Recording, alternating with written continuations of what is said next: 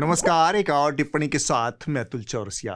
सूरज का ताप कम हो रहा था, मानसून पूरे देश में फैल चुका था। कहीं सब कुछ बहे जा रहा था, कहीं सूखा पड़ा हुआ था।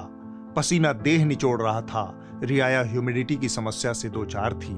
स्वयं धृतराष्ट्र और दरबारी भी ह्यूमिडिटी नाम की इस बीमारी से हलकान थे। इसी ह्यूमिडिटी के माहौल में दरबार पूरी शान से लगा था।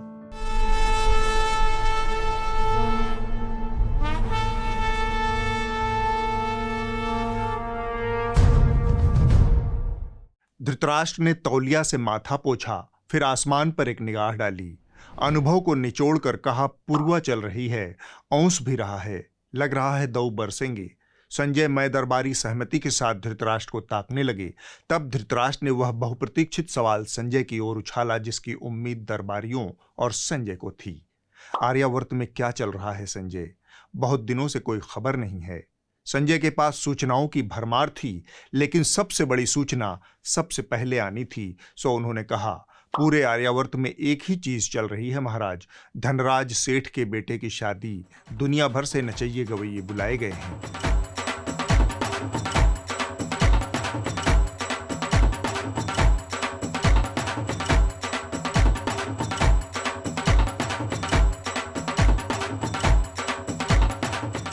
यह सुनकर धृतराष्ट्र को थोड़ा धक्का लगा।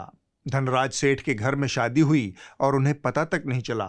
लगभग यही बात उन्होंने संजय से कह डाली। संजय ने कहा, महाराज आप ही दुनियादारी में व्यस्त थे, वरना धनराज सेठ के चश्मे चराग की शादी की चर्चा से शायद ही कोई बचा हो। आधा आर्यावर्त तो धनराज सेठ के दरवाजे पर द्वार पूजा कर रहा था।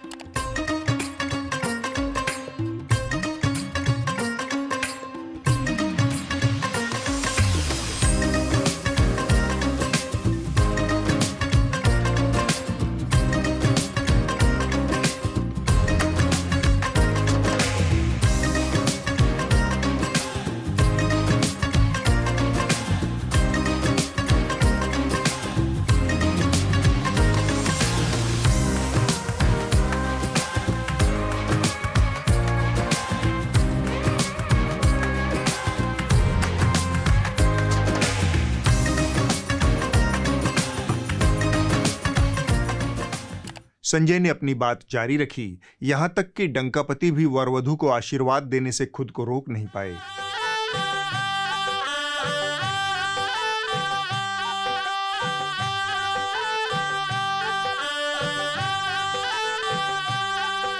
यह दृश्य देखकर धृतराष्ट्र थोड़ा अचंभित हुए। फिर संजय से पूछा, इतने खूबसूरत मौके पर चश्मे चराग ने रामलीला वाली ड्रेस क्यों पहन रखी है? संजय ने कहा, वो सब छोड़िए महाराज, असल बात यह है कि धनराज सेठ ने बेटे की शादी में दिल, जिगर, गुर्दा, फेफड़ा सब खोल कर रख दिया। जानकार बताते हैं कि उन्होंने 5,000 करोड़ टके में बेटे की शादी निपटाई है। ये कहा जा रहा है कि अनंत अंबानी की शादी में मुकेश अंबानी ने कुल 5,000 करोड़ रुपए खर्च किए हैं। दावा है कि शादी में करीब 3,000 करोड़ रुपए खर्च हो जाएंगे। दुनिया की सबसे महंगी शादी पर 5,000 करोड़ रुपए की रकम खर्च हो रही है। एक विदेशी मीडिया हाउस की रिपोर्ट के अनुसार अंबानी की शादी में करीब 5,000 करोड़ रुपए खर्च हुए। धृतराष्ट्र 5,000 करोड़ टके की बात पर थोड़ा अटके, लेकिन वापस अपने पुराने पसंदीदा मुद्दे पर लौट आए। डंकापति वहां कैसे पहुंचे? संजय ने कहा, मां के चक्कर में उन्हें कंफ्यूजन हो गई। संजय की बात पर धृतराष्ट्र और बाकी दरबारी कंफ्यूज होकर उनकी तरफ देखने लगे। तब संजय ने उनका कंफ्यूजन दूर करते हुए कहा, दरअसल डंकापति को जाना था मणिपुर, लेकिन गफलत में वो पहुंच गए मणिपुर।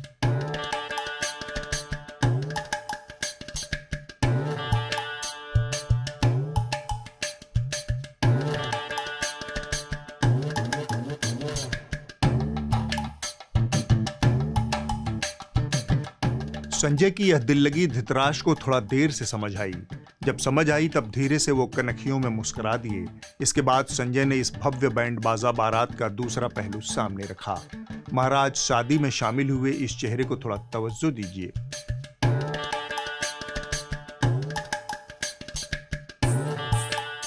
धृतराष्ट्र ने पूछा, यह चेहरा इतना महत्वपूर्ण क्यों है? संजय ने कहा, पूरे महाराष्ट्र में धनराज सेठ की शादी के हल्ले हैं। इस चर्चे में कुछ जरूरी चर्चे गुम हो गए हैं। उन जरूरी चर्चों की जवाबदेही इन्हीं श्रीमान महोदय की है। महाराष्ट्र बीते एक हफ्ते में भीषण बारिश की तबाही से छिन्न भिन्न हो गया है। ठाणे में बारिश के चलते कई गांव का संपर्क एक दूसरे से टूट गया, तो वहीं रत्नागिरी और सिंधुदुर्ग में भारी बारिश की चेतावनी के बाद आज सभी स्कूल बंद रखने के आदेश जारी किए गए हैं। पालघर में तेज बारिश के चलते दिहर्जी नदी पर बनाया गया पुल पानी में डूब गया। तस्वीर देखिए किस तरह से पुल पूरी तरह से पानी में डूब चुका है। पुल टूटने से पालघर और मनोरवाड़ा के बीच का संपर्क टूट गया है। मुंबई की बात करते हैं, कई इलाकों में आज भी भारी बारिश यहां पर हो रही है और बारिश के कारण शहर के निचले इलाकों में पानी भर चुका है। अंधेरी सबवे पर भी पानी भरा हुआ है, जिसके कारण वहां यातायात बंद है। महाराष्ट्र के रायगढ़ से एक खौफनाक वीडियो सामने आया है।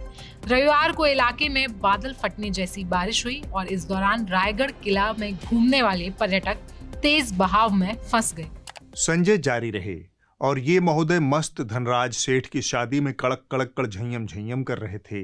रियाया रिरियाती रहे, क्या फर्क पड़ता है। यह सुनकर धृतराष्ट्र के जनवादी मन को धक्का लगा। उन्होंने कहा, यह तो ठीक नहीं हुआ।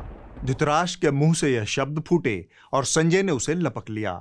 और भी कुछ ऐसा है जो ठीक नहीं हुआ। मसलन धनराज सेठ के बेटे की शादी में समाजवाद पूंजीवाद के दरवाजे पर पानी भरता नजर आया।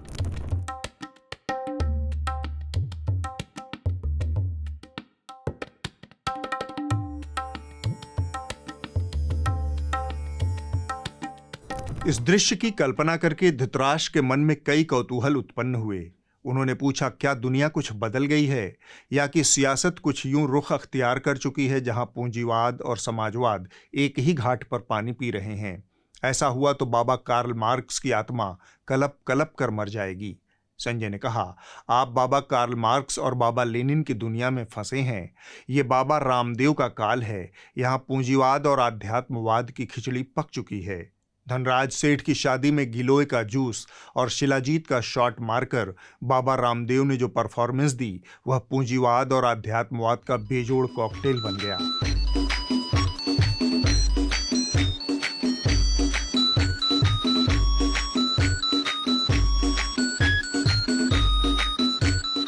यह सुनकर धृतराष्ट्र मानस की एक चौपाई गुनगुनाने लगे। हरि अनंत हरि कथा अनंता, कहीं सुनहि बहुविधि सब संता। अनंत और अनंता वाली बारीकी को संजय ने पकड़ लिया और लगे चिल्लाने, यूरेका यूरेका, यही नाम है महाराज, यही नाम है धनराज सेठ के बेटे का। क्या माहौल था। पूड़ियाँ, हलवा, मेवे वाली खीर, बनारसी पान, 20 मील की शरबत, कचौड़ी, हजारों पकवान, हजारों मेहमान, यहाँ तक कि तिहाड़ शिरोमणि भी पहुंच गए थे। बस यही एक आदमी शादी में जाने से रह गया। टीवी पे आप देखेंगे अंबानी जी के बेटे की शादी हो रही है, आप देखना वहां पे धूमधाम से, मतलब मजा आ रहा है, दुनिया के लोग आ रहे हैं, सेल्फी ली जा रही है और आप लोग यहाँ पे भूखे मर रहे हो। यह सुनकर धृतराष्ट्र का मन बैठ गया। वो धनराज सेठ के लिए कहना चाहते थे कि शौक बड़ी चीज है, लेकिन शौक का रायता बनाकर उसमें वोडका का शॉट डालकर अवोकाडो का पल्प फेंटने की क्या जरूरत, इतना भद्दई करने की क्या जरूरत। इससे जो तैयार होगा वह न कॉकटेल रहेगा न रायता। लेकिन धृतराष्ट्र ने यह सब कहा नहीं, सिर्फ सोचा और सोचते सोचते वह खड़े हो गए। धनराज सेठ की बेटे की शादी के मुद्दे पर ही सभा बर्खास्त हो गई। वो अंतःपुर को लौट गए। धृतराष्ट्र संजय संवाद में इस हफ्ते बस इतना ही। आगे बढ़ने से पहले कुछ जरूरी बातें। आप इन दिनों अक्सर मीडिया को लेकर शिकायत करते हैं कि यह अपना काम ठीक से नहीं करता। इसकी वजह है मीडिया की सरकारों और कॉरपोरेशन पर निर्भरता। मीडिया के बड़े हिस्से की आय सरकारों के विज्ञापन से जुड़ी है। जाहिर है सरकारें और कॉरपोरेशन विज्ञापन की आड़ में मीडिया की बाह मरोड़ते हैं। इसका नतीजा होता है मीडिया जनहित से समझौता करता है। इसका एक विकल्प है सब्सक्रिप्शन आधारित मीडिया। न्यूज़ लॉन्ड्री इसी सोच के साथ काम करने वाला एक मीडिया संस्थान है। न्यूज़ लॉन्ड्री को सब्सक्राइब करके आप जनहित की पत्रकारिता को मजबूत कर सकते हैं। पत्रकारिता को विज्ञापन के चंगुल से आज़ाद भी कर सकते हैं। इस QR कोड को स्कैन कर भी आप हमारी मदद कर सकते हैं। एक और बात, इस वीडियो को लाइक, शेयर और सब्सक्राइब ज़रूर करें। आपकी इस मुफ्त की मदद से हमारा वीडियो और बढ़िया पत्रकारिता करने का हमारा हौसला बढ़ेगा। आप कमेंट करें, सुझाव दें ताकि हम इस कार्यक्रम को और बेहतर बना पाएं। हम फिर से खबरों पर लौटते हैं। उद्योगपति मुकेश अंबानी के बेटे की शादी में आमंत्रित तमाम अतिथियों, सेलिब्रिटियों, उद्योगपतियों, हीरो हीरोइनों के बीच एक आमंत्रित अतिथि तिहाड़ शिरोमणि भी थे। इन्होंने समारोह स्थल से कुछ तस्वीरें खुद ही भेजी। उनमें एक तस्वीर खलिहर औरी के साथ भी शेयर की। आपको ये फोटो दिखाना मकसद नहीं था, इस फोटो के साथ सुधीर ने जो लिखा उसे पढ़ाना मकसद था। Met the one and only Auri Avatramani at #Ambani Wedding. तो तिहाड़ शिरोमणि औरी के बारे में लिख रहे हैं कि वन एंड ओनली। इस औरी के बारे में जो खुद कहता है कि मैं कुछ भी नहीं करता, बस धरती पर आ गया हूं तो समय काटना है, समय काट रहा हूं, मैं बस लिवर हूं। सोशल मीडिया पर पैसे लेकर शादियों को प्रमोट करता हूं। You go for a jog, you're a jogger. You paint, you're a painter. I'm living, I'm a liver. I am here to live. I'm living. Yeah, I'm a liver. I'm a liver. तो इस तरह के खलिहर आदमी के साथ photo खिंचवाकर Tihar शिरोमणि उसे one and only घोषित कर रहे हैं। और जो लड़के लड़कियां अपनी मेहनत से एक अदद नौकरी के लिए कशमकश कर रहे हैं, लाइन में लगकर पसीना बहा रहे हैं, उन्हें ये सोशल मीडिया पर जवानी बर्बाद करने वाला आलसी बता रहे हैं। भारत के युवा अभी प्रतिदिन औसतन 5 घंटे अपने मोबाइल फोन का इस्तेमाल करते हैं, हर दिन 5 घंटे। इससे आपको पता चल जाएगा कि हमारे देश के जो युवा हैं वो ऑनलाइन डेटिंग पर व्यस्त हैं। हमारे देश के जो युवा हैं वो रील्स देखने में या रील्स बनाने में व्यस्त हैं, वो मनोरंजन में व्यस्त हैं। लेकिन अगर वो ये सब करते रहेंगे तो फिर परिश्रम कब करेंगे? तिहाड़ शिरोमणि की ये अदा हो चली है। इन्होंने पत्रकारिता में एक नई विधा को जन्म दिया है। भाजपा हार जाए तो जनता को गरिया दो, लोग नौकरी मांगे तो उन्हें ये कहकर गरिया दो कि तुम तो एंटरप्रेन्योर हो ही नहीं। युवा नौकरी के लिए लाइन लगाएं तो उन्हें सोशल मीडिया पर जवानी बर्बाद करने वाला लौंडा घोषित कर दो। बस मेरे प्रभु गिरधर नागर से कोई सवाल न पूछो। जैसा मैं आपको बता रहा था कि जनसंख्या असल में सारी समस्याओं की जड़ है। महंगाई और बेरोजगारी के बीच हमारे देश के लोग टिप देने में रिकॉर्ड बना रहे हैं, शराब खरीदने में नए रिकॉर्ड बना रहे हैं और हिल स्टेशंस पर जाकर पार्टी करने में नए नए रिकॉर्ड बना रहे हैं। आज का दिन तो नहीं है ये कहने का, लेकिन फिर भी कड़वा सच ये है कि लोग खुद भी कहीं ना कहीं इस हादसे के दोषी जरूर हैं। ये वो लोग थे जो पुल पर सेल्फी ले रहे थे। या फिर दिल्ली की जनता ने भ्रष्टाचारियों को माफ कर दिया है और भ्रष्टाचारियों को अब उन्होंने अपने जीवन में स्वीकार कर लिया है। हिंदू प्रदेश से आई ये वाली तस्वीर बहुत कुछ कहती है। अव्वल तो ये उस मॉडल की पोल खोलती है जहां देश भर में अमृतकाल आने से पहले ही राम राज्य आ चुका था। बाघ और बकरियां एक ही घाट पर पानी पी रहे थे, सिर्फ मुसलमान नहीं पी सकते थे। मुसलमान वहां आज भी अलग घाट पर पानी पीते हैं। अब तो उनके लिए बचे खुचे घाट भी बंद किए जा रहे हैं। पता नहीं ये वाली खबर आपको मिली या नहीं। हिंदू प्रदेश के भावनगर जिले में एक कस्बा है पालिताना। इस शहर के म्युनिसिपैलिटी और शहरी प्रशासन ने एक ऐतिहासिक निर्णय लिया है। यह कस्बा देश का नहीं, दुनिया भर का पहला नगर बन गया है जहां मांसाहारी खाने पर प्रतिबंध लग चुका है। एक मिनट, थोड़ा सा रुकिए। यह खबर आपको निगलने और पचाने में थोड़ा दिक्कत करेगी। इसे धीरे धीरे उदरस्त कीजिए।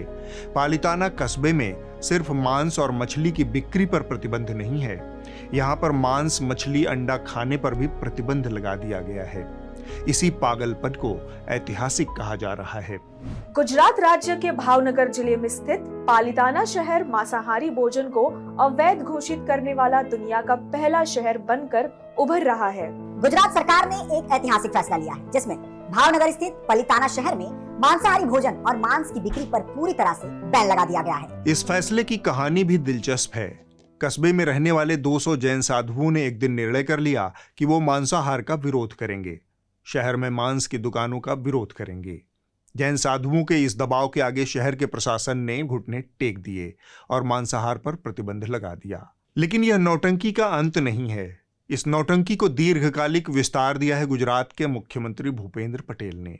माननीय पटेल जी ने पालिताना में मांसाहारी खाने और बेचने पर प्रतिबंध को अपना समर्थन दिया है और इस समर्थन के पक्ष में जो तर्क दिया है उसे सुनकर आप अपना सिर किसी दीवार में भी भिड़ा सकते हैं। मुख्यमंत्री भूपेंद्र पटेल ने किया समर्थन। पालिताना शहर में मांसाहारी भोजन पर प्रतिबंध को लेकर गुजरात के मुख्यमंत्री भूपेंद्र पटेल का भी समर्थन मिला है।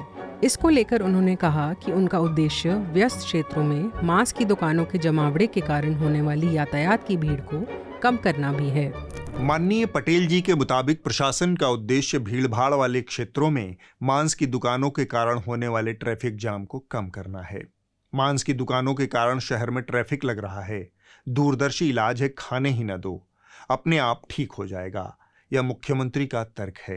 एक तर्क और भी है, संविधान का अनुच्छेद 21। इसे मैं अपनी तरफ से बांचूं, इससे बेहतर है कि इलाहाबाद हाईकोर्ट द्वारा कुछ बरस पहले की गई एक टिप्पणी को बांच देता हूं। जस्टिस AP शाही और संजय हरकौली की खंडपीठ ने कहा था, संविधान का 21वां अनुच्छेद लोगों के जीवन के अधिकार के तहत खाने पीने की स्वतंत्रता देता है, इसलिए इस पर रोक लगाना सही नहीं है। अवैध बूचड़खाने के खिलाफ कार्रवाई का असर मांसाहार बेचने वालों पर भी हुआ है।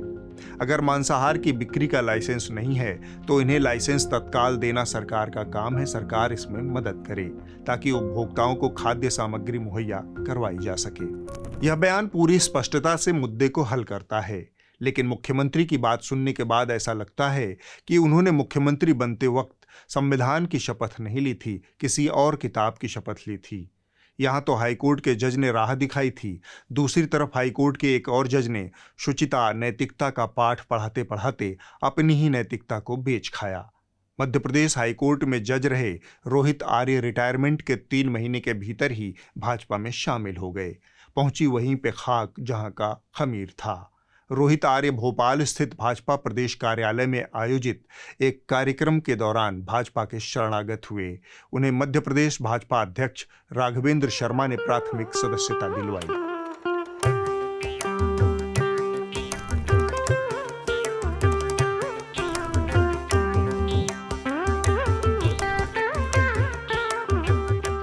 रोहित आर्य इतने महत्वपूर्ण क्यों हैं कि उनकी चर्चा हो रही है? ये महत्वपूर्ण इसलिए हैं कि जज रहते हुए इन्होंने एक से बढ़कर एक न्याय बांटे। 2020 में एक महिला का यौन उत्पीड़न करने के आरोपी व्यक्ति को इन्होंने इस शर्त पर जमानत दे दी कि वह और उसकी पत्नी रक्षाबंधन के दिन पीड़ित महिला के घर जाएंगे और उससे अपनी कलाई पर राखी बंधवाएंगे। इसके लिए आर्य महोदय की आलोचना भी हुई, लेकिन उन्होंने नीलकंठ की तरह सारी आलोचना विष समझकर पी लिया। दरअसल उज्जैन की एक महिला ने अपने पड़ोसी पर छेड़खानी का आरोप लगाया था। अप्रैल में आरोपी की गिरफ्तारी हुई थी, लेकिन जब इस मामले में आरोपी ने इंदौर हाईकोर्ट खंडपीठ से जमानत मांगी तो कोर्ट ने बदले में अनोखी शर्तों को रखा, जिसके हिसाब से रक्षाबंधन के दिन आरोपी को पीड़ित के घर जाना होगा। आरोपी की पत्नी भी पीड़ित के घर जाएगी, जिसके बाद आरोपी पीड़ित से राखी बंधवाने की गुहार करेगा। एक तरफ राखी बंधवाकर वो जमानत बांट रहे थे, दूसरी तरफ कॉमेडियन मुनव्वर फारूकी और नलिन यादव को जमानत से इनकार कर रहे थे। मध्य प्रदेश हाईकोर्ट की इंदौर बेंच ने बुधवार को कॉमेडियन मुनव्वर फारूकी और उनके दोस्त नलिन यादव की जमानत याचिका खारिज कर दी। मुनव्वर और उनके 4 साथी 2 जनवरी को धार्मिक भावनाओं को ठेस पहुंचाने के आरोप में गिरफ्तार हुए थे। ये दोनों उस अपराध में जेल भेजे गए थे जो उन्होंने किया ही नहीं था, बल्कि उस अपराध का आकलन करके एक कार्यकर्ता ने फर्जी FIR दर्ज करवा दी थी। उस मामले में जज साहिबान ने जमानत देने से इनकार कर दिया। तुम खाओ बुनिया, हम बजाएं हारमोनिया। ऐसे दिव्य न्यायप्रिय रोहित आर्य जी भाजपा के शरणागत हुए तो उनकी न्यायप्रियता पर एक टिप्पणी तो बनती ही है। लोग इस शुचिता और पवित्रता की शपथ खाएंगे। हम एक बार फिर से घोघा बसंत दरबारी मीडिया और हुड़कचुल्लू एंकराओं की दुनिया पर नजर मार लेते हैं। आपको याद होगा, महीना भर पहले लखनऊ के अकबरनगर कॉलोनी पर बुलडोजर चला था। उस वक्त लगभग सभी हुड़कचुल्लू एंकराओं ने एक नजर से देखने वाली योगी सरकार की न्यायप्रियता का स्तुतिगान किया था। लखनऊ के अकबरनगर में अवैध निर्माण के खिलाफ बुलडोजर एक्शन का चौथा दिन है। चौथा दिन भाईजान भड़क गए। लखनऊ में कोकरेल नदी पर किए गए सभी प्रकार के अवैध निर्माण को तोड़ने का काम चल रहा है। इसमें रिहायशी इमारतें हैं, कमर्शियल कॉम्प्लेक्स भी थे जिन्हें तोड़ा गया है। 10 दिनों के आखिरी एक्शन के तहत बीती रात योगी आदित्यनाथ सरकार के बुलडोजर ने वहां की 4 मंजिला मस्जिद को गिरा दिया। अब कहां अकबर और कहां नगर, सब सन्नाटा हो गया। और उसी हाईकोर्ट के फैसले से लखनऊ में एक बार फिर से बुलडोजर चला। इस बार हुड़क चुल्लुओं की इच्छा है कि न्याय की नजर इकहरी नहीं होनी चाहिए, दो आंख भी हो जाए तो क्या बुरा है। करीब 2 दशक से भी ज्यादा वक्त से यहाँ रहने वाले लोग होने वाले बुलडोजर एक्शन से परेशान है, लेकिन अब अपने आशियाने को बचाने के लिए यहाँ लोगों ने नया तरीका खोज निकाला है। लोगों का आरोप है कि जहाँ नगर निगम बिजली बिल, पानी बिल वसूल रही है, सड़क नाले जहाँ बने हुए हैं, वहाँ अचानक ये कार्रवाई कैसे हो सकती है। ये देखिए, एक पास डॉक्यूमेंट है, रजिस्ट्री पेपर है ये, और ये इनका बड़ा मकान है और ये कह रही है कि ये लीगल है। अब इन्हें इतने सालों बाद अवैध किस आधार पे कहा जा रहा है। आप तो बुलडोजर बाबा हो, बुलडोजर चला रहे, ये बुलडोजर है। हमारे घर में लोगों ने पटाखे छुड़ाए थे कि हमारे मतलब मोदी जी ने जीता, योगी की सरकार है, हिंदू की सरकार बन रही है। अब ऐसे नहीं पता हिंदुओं के ही ऊपर कह ढा देंगे। यह बदलाव इसलिए कि अकबरनगर में मुसलमान रहते थे और पंतनगर हिंदू बहुल है। इतनी बेशर्मी लाते कहां से हो। कुछ तो ईमान बचा लो अपना और अपने पेशे का। जब बुलडोजर चलते हैं तब लोगों के सिर्फ घर नहीं टूटते, जिंदगियां टूट जाती हैं, सपने टूट जाते हैं। लेकिन तुम नीचता की हद करते हुए उसमें हिंदू मुसलमान का घर खोज लाते हो। याद है आपको जब दिल्ली के जहांगीरपुरी में बुलडोजर चल रहे थे, तब अंजना ओम कश्यप बड़ी मासूमियत से सवाल पूछ रही थी, आधा क्यों तोड़ा, पूरा क्यों नहीं तोड़ा। तो आप लोग जैसे ये जूस कॉर्नर है, इसको पूरा नहीं गिराया आपने, सिर्फ लिंटर गिराया, ऊपर वाला पार्ट गिराया, इसकी क्या वजह है। अभी इसका ऑर्डर नहीं है। अब इसका नहीं है, जितना का ऑर्डर है उतना ही गिराते हो आप लोग। इसको पूरा नहीं गिराया। आज वही आज तक पीड़ितों के आंसू पोंछ रहा है। वो सरकारों और प्रशासन से न तब सवाल पूछ रहा था, न अब पूछ रहा है। जो योगी सरकार, जो एलडीए आज बुलडोजर चला रही हैं, वो तब कहाँ थे जब इन जमीनों पर हजारों हजार मकान बन रहे थे। तुम्हारी लफंगई तुम्हें ये सवाल पूछने नहीं देती। तुम सांप्रदायिक जॉम्बी की तरह मुसलमानों से अलग और हिंदुओं से अलग बर्ताव की कुकुरझोंझों में लिप्त रहते हो। यही तुम्हारी नियति है। अब आप इस हफ्ते की रिपोर्ट देख लीजिए। जो कही जा रही थी बातें कि अंदर में भी सोशल डिस्टेंसिंग। इस हफ्ते की रिपोर्ट एबीपी न्यूज से है, जिसे आप तक पहुंचाया है दिव्यांकर तिवारी ने। उत्तर प्रदेश के तमाम जिले इन दिनों भारी बारिश के चलते पैदा हुई बाढ़ की समस्या से जूझ रहे हैं। शाहजहांपुर जिले में बाढ़ के चलते अपने घरों में फंसे लोगों के सामने खाने पीने का संकट पैदा हो गया है। शहर के अंदर पानी घुस गया है और जिसके बाद तस्वीरें जो हैं वो काफ़ी ज़्यादा भयावह नज़र आ रही हैं। आवास विकास जो कॉलोनी है वहाँ पर हम पहुँचे हुए हैं। हम लोगों को सरकार की तरफ से नहीं, लोग बहुत ज़्यादा परेशान हैं। बच्चों को पीने के लिए पानी नहीं है, लोगों को तकलीफ हो रही है। इसलिए हम लोग अपना सब लोग मिलजुट करके और यहाँ पर आए लोगों का सहयोग करने के लिए। जो भी सहयोग कर सकते हैं, लोगों को पानी से बाहर निकाल करके उनको कहीं भी ले जा सकते हैं। सरकार और प्रशासन या इन इलाकों में नहीं पहुँच रही है क्या, जो आप लोग यहाँ पर पहुँच रहे हैं? पहुंच रहे हैं वो भी लोग, मगर यानी कि वो लोग नहीं आ पा रहे हैं। तो हम लोग खुद देख रहे हैं, कर रहे हैं आके, क्योंकि हमें लोग भी इंसानियत के लिए सबको करना है। अगले हफ्ते होगी एक और टिप्पणी। नमस्कार।